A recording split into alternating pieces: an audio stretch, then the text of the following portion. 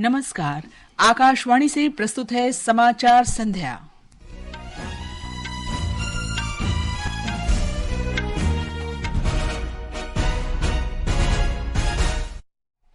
भारतीय अंतरिक्ष अनुसंधान संगठन इसरो के अध्यक्ष डॉक्टर एस सोमनाथ ने कहा, भारत की आकांक्षा अगले 10 वर्ष में वैश्विक अंतरिक्ष अर्थव्यवस्था में अपना योगदान 10% तक बढ़ाने की है। प्रधानमंत्री नरेंद्र मोदी कल दिन में 11 बजे आकाशवाणी पर मन की बात कार्यक्रम में अपने विचार साझा करेंगे। राष्ट्रपति द्रौपदी मुर्मू ने कहा, सभी डॉक्टरों को अपने पेशेवर जीवन के कुछ वर्ष ग्रामीण क्षेत्रों में समर्पित करने चाहिए। भारत ने कश्मीर पर गलत सूचना देने की रणनीति के लिए संयुक्त राष्ट्र सुरक्षा परिषद में पाकिस्तान की आलोचना की। भारत ने पश्चिम एशिया में बढ़ते तनाव और क्षेत्र में शांति तथा स्थिरता पर इसके प्रभाव पर गहरी चिंता व्यक्त की। भारत ने मलेशिया में सुल्तान जोहोर कप जूनियर पुरुष हॉकी टूर्नामेंट में न्यूजीलैंड को रोमांचक शूटआउट में 3-2 से हराकर कांस्य पदक जीता और पुणे में न्यूजीलैंड ने दूसरे क्रिकेट टेस्ट मैच में भारत को 113 रन से हराकर 3 मैचों की श्रृंखला जीती।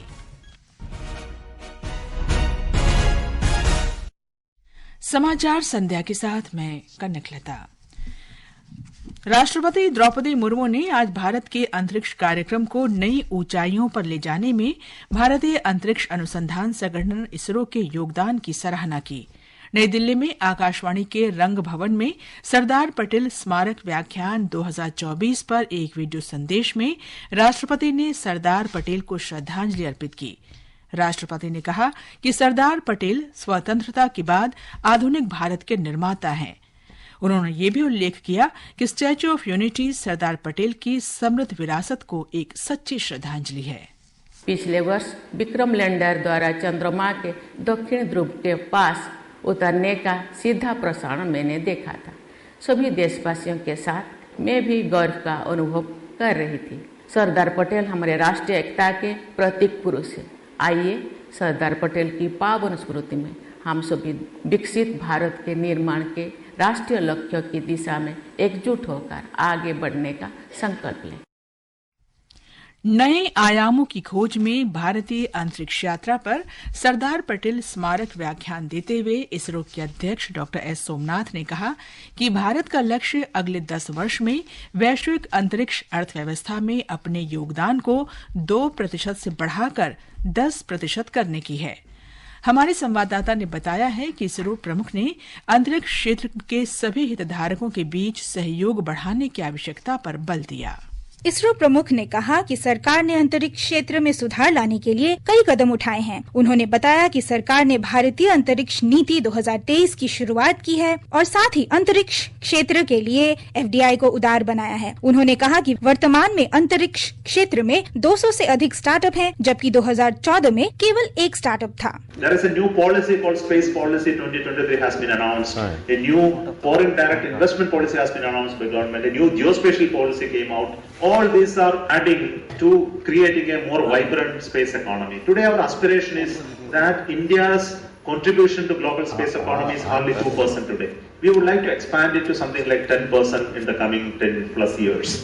अंतरिक्ष क्षेत्र के स्वदेशीकरण की प्रगति के बारे में बात करते हुए डॉक्टर सोमनाथ ने कहा कि भारत अपनी आयात निर्भरता को कम करने की दिशा में भी काम कर रहा है। भारत के आगामी अंतरिक्ष मिशनों के बारे में बोलते हुए डॉक्टर सोमनाथ ने कहा कि इसरो आने वाले वर्षों में अपना पहला मानव रहित मिशन गगनयान लॉन्च करने की योजना बना रहा है। इस अवसर पर प्रसार भारती के अध्यक्ष नवनीत सहगल ने कहा कि चंद्रयान जैसी उपलब्धियां देश को आत्मविश्वास देती हैं और देशवासियों को गौरवान्वित करती हैं। Achievement like these, Chandrayaan 3 landing on lunar surface, that give us confidence, that give us a rare opportunity of proud all across the globe, proud all across wherever any Indian is living, he could feel proud.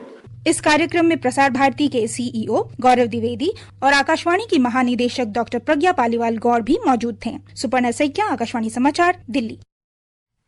प्रधानमंत्री नरेंद्र मोदी कल दिन में 11 बजे आकाशवाणी से मन की बात कार्यक्रम में अपने विचार साझा करेंगे। ये इस मासिक रेडियो कार्यक्रम की 115वीं कड़ी होगी। कार्यक्रम का प्रसारण आकाशवाणी और दूरदर्शन के समूचे नेटवर्क पर होगा। मन की बात कार्यक्रम आकाशवाणी समाचार की वेबसाइट और न्यूज ऑन एआईआर ऐप पर भी उपलब्ध रहेगा। दूरदर्शन समाचार, प्रधानमंत्री कार्यालय तथा सूचना और प्रसारण मंत्रालय के YouTube चैनलों पर भी इसका सीधा प्रसारण किया जाएगा। हिंदी प्रसारण के तुरंत बाद क्षेत्रीय भाषाओं में भी इसे प्रसारित किया जाएगा। प्रधानमंत्री नरेंद्र मोदी 28 अक्टूबर को गुजरात का दौरा करेंगे और कई परियोजनाओं का उद्घाटन तथा शिलान्यास करेंगे। श्री मोदी स्पेन के राष्ट्रपति पेड्रो सांचेज के साथ C-295 विमान के निर्माण के लिए टाटा विमान परिसर का उद्घाटन करेंगे। प्रधानमंत्री मोदी अमरेली में भारत माता सरोवर का उद्घाटन और करीब 4,900 करोड़ रुपए की परियोजनाओं की आधारशिला भी रखेंगे। ये समाचार हमारी वेबसाइट www.newsoneir.gov.in और हमारे न्यूज ऑन एआईआर ऐप पर भी उपलब्ध हैं। समाचार संध्या में आपका फिर स्वागत है। राष्ट्रपति द्रौपदी मुर्मू ने कहा है कि सभी डॉक्टरों को अपने पेशेवर जीवन के कुछ साल ग्रामीण क्षेत्रों को समर्पित करने चाहिए। नवा रायपुर स्थित स्वास्थ्य विज्ञान तथा आयुष विश्वविद्यालय के दीक्षांत समारोह को संबोधित करते हुए राष्ट्रपति ने कहा कि छत्तीसगढ़ जैसे राज्यों में जड़ी बूटियों का अक्षय भंडार है। राष्ट्रपति ने कहा कि इसका दस्तावेजीकरण करने के साथ साथ इस पर आधारित शोध को बढ़ावा दिया जाना चाहिए।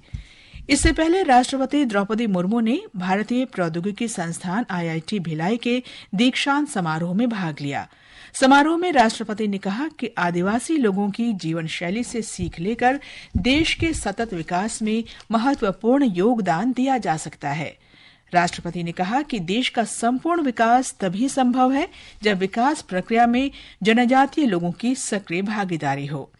उन्होंने इस अवसर पर विद्यार्थियों को स्वर्ण पदक भी प्रदान किए। उपराष्ट्रपति जगदीप धनखड़ ने कहा है कि शिक्षा समाज में बदलाव और विकास का आधार है। उन्होंने कहा कि देश शिक्षा से प्रेरित सकारात्मक बदलाव के दौर से गुजर रहा है। आज IIT जोधपुर के दीक्षांत समारोह को संबोधित करते हुए उन्होंने कहा कि भारत अनंत अवसरों और आशाओं का देश है तथा पूरा विश्व हमारी विकास गाथाओं में भागीदार बनने के लिए उत्सुक है। कार्यक्रम में केंद्रीय मंत्री गजेंद्र सिंह शेखावत ने कहा कि भारत दुनिया में नई पहचान बना रहा है। दीक्षांत समारोह में 1000 से अधिक विद्यार्थियों को उपाधियां प्रदान की गईं। श्री धनखड़ ने मेधावी विद्यार्थियों को स्वर्ण पदक प्रदान किए। केंद्रीय गृह मंत्री अमित शाह सोमवार को राष्ट्रीय आपदा प्रबंधन प्राधिकरण के 20वें स्थापना दिवस के उद्घाटन समारोह में शामिल होंगे। इस वर्ष के स्थापना दिवस का विषय है व्यवहार परिवर्तन के लिए जागरूकता से आपदा जोखिम कम करने के लिए समुदायों को सशक्त बनाना। मुख्य विषय पर केंद्रित 3 तकनीकी सत्र होंगे। हरियाणा सरकार ने कृषि और किसान कल्याण विभाग ने आगामी रबी मौसम के लिए सस्ती दरों पर प्रमाणित गेहूं के बीज की बिक्री की घोषणा की है। कृषि और किसान कल्याण मंत्री श्याम सिंह राणा ने कहा कि किसानों को सस्ती दरों पर उच्च गुणवत्ता वाले बीज उपलब्ध कराने के लिए राज्य सरकार प्रति क्विंटल 1,000 रुपये की सब्सिडी देगी। जम्मू कश्मीर के उपराज्यपाल मनोज सिन्हा ने केंद्र शासित प्रदेश में आतंकवाद को खत्म करने के लिए एकीकृत सरकारी रणनीति के महत्व पर जोर दिया है। उपराज्यपाल ने बडगाम के हुमहामा में सीमा सुरक्षा बल कश्मीर के सहायक प्रशिक्षण केंद्र में नए भर्ती कांस्टेबलों की पासिंग आउट परेड के दौरान ये बात कही। इस समारोह में 629 नए भर्ती कांस्टेबलों को सीमा सुरक्षा बल में शामिल किया गया। भारत ने संयुक्त राष्ट्र सुरक्षा परिषद की एक बहस में कश्मीर मुद्दे को उठाने के लिए पाकिस्तान की निंदा की है। भारत ने इसे गलत सूचना फैलाने की पाकिस्तान की रणनीति पर आधारित उकसावे का शरारतपूर्ण और घिनौना कदम बताया है। बदलते परिवेश में महिलाएं शांति के निर्माता विषय पर संयुक्त राष्ट्र सुरक्षा परिषद की एक बहस ने संयुक्त राष्ट्र में भारत के स्थायी प्रतिनिधि पर्वत नेनी हरीश को पाकिस्तान को जवाब देने का उचित अधिकार दिया। उन्होंने इसे राजनीतिक प्रचार का आरोप लगाते हुए संयुक्त राष्ट्र में जम्मू कश्मीर का मुद्दा उठाने संबंधी पाकिस्तान की कोशिश की आलोचना की। विदेश मंत्री एस जयशंकर ने कहा है कि पिछले 11 वर्ष की स्थायी सरकार के कारण देश की वैश्विक स्थिति में महत्वपूर्ण वृद्धि हुई है। उन्होंने आज पुणे में विश्व स्तर पर उभरते अवसरों को लेकर आयोजित एक कार्यक्रम में ये बात कही। उन्होंने कहा कि सड़क, रेलवे और मेट्रो सहित ठोस अवसंरचना विकास ने विदेशी निवेश को आकर्षित किया है। चंद्रयान मिशन और टीकाकरण राजनय जैसी उपलब्धियों का उल्लेख करते हुए श्री जयशंकर ने कहा कि भारत में विशेषकर ब्रिक्स, क्वाड और अन्य वैश्विक साझेदारियों के साथ सहयोग में दुनिया का विश्वास बढ़ा है। ये समाचार आकाशवाणी से प्रसारित किए जा रहे हैं। ताजा समाचार जानने के लिए आप हमारे social media handle X@AIR News Hindi को फॉलो कर सकते हैं। समाचार संध्या में आपका फिर स्वागत है। भारत ने पश्चिम एशिया की बिगड़ती स्थिति को लेकर गंभीर चिंता व्यक्त की है। इसका असर इस क्षेत्र और इसके बाहर के देशों की शांति तथा स्थिरता पर पड़ सकता है। भारत ने सभी संबंधित पक्षों को संयम बरतने और संवाद तथा कूटनीति की राह अपनाने का आग्रह किया है। विदेश मंत्रालय ने एक वक्तव्य में कहा कि चल रही शत्रुता किसी के हित में नहीं है। बेगुनाह बंधक और नागरिक आबादी इसका खामियाजा भुगत रही है। वक्तव्य में कहा गया है कि इस क्षेत्र में भारतीय दूतावास भारतीय समुदाय के साथ संपर्क बनाए हुए है। ईरान के सैन्य ठिकानों पर इजरायल के हमलों के बाद पश्चिम एशिया में तनाव बढ़ गया है। ईरान के सरकारी मीडिया के अनुसार तेहरान में कई स्थानों पर तेज विस्फोटों की आवाजें सुनाई पड़ी। इजरायल के रक्षा बलों के अनुसार 1 अक्टूबर को ईरान के बैलिस्टिक मिसाइल हमलों के जवाब में ये कार्रवाई की गई है। इजरायल की सेना ने ईरान को चेतावनी दी है कि वो और हमले करके स्थिति को न बिगाड़े। स्पेन के राष्ट्रपति पेड्रो सांचेज कल से 29 अक्टूबर तक भारत की आधिकारिक यात्रा पर रहेंगे। उनके साथ उनकी पत्नी बेगोना गोमेज भी रहेंगी। विदेश मंत्रालय ने एक वक्तव्य में बताया कि ये उनकी भारत की पहली आधिकारिक यात्रा होगी। स्पेन के राष्ट्रपति की ये यात्रा 18 वर्ष के बाद हो रही है। इससे पहले प्रधानमंत्री मोदी और राष्ट्रपति सांचेज बहुपक्षीय बैठकों से अलग कई बार मिल चुके हैं। इस यात्रा के दौरान राष्ट्रपति सांचेज प्रधानमंत्री मोदी के साथ शिष्टमंडल स्तर की वार्ता करेंगे। ओडिशा में भयंकर चक्रवाती तूफान दाना से भद्रक, केंद्रापाड़ा, बालासोर, मयूरभंज और जगत सिंहपुर के तटीय जिलों में फसल और संपत्ति को बुरी तरह नुकसान हुआ है। तूफान से करीब 1,75,000 हेक्टेयर में खड़ी फसलें प्रभावित हुई हैं। इसका आकलन करने के लिए एक केंद्रीय टीम जल्द ही प्रभावित क्षेत्रों का दौरा करेगी। कई गांव अब भी बारिश के पानी में डूबे हुए हैं और संपर्क से कटे हुए हैं। राज्य सरकार युद्ध स्तर पर राहत और बचाव कार्य कर रही है। मलेशिया में सुल्तान जोहोर कप हॉकी टूर्नामेंट में भारत की जूनियर टीम ने न्यूजीलैंड को पेनल्टी शूटआउट में 3-2 से हराकर कांस्य पदक प्राप्त किया है। निर्धारित समय तक दोनों टीम 2-2 से बराबरी पर थी।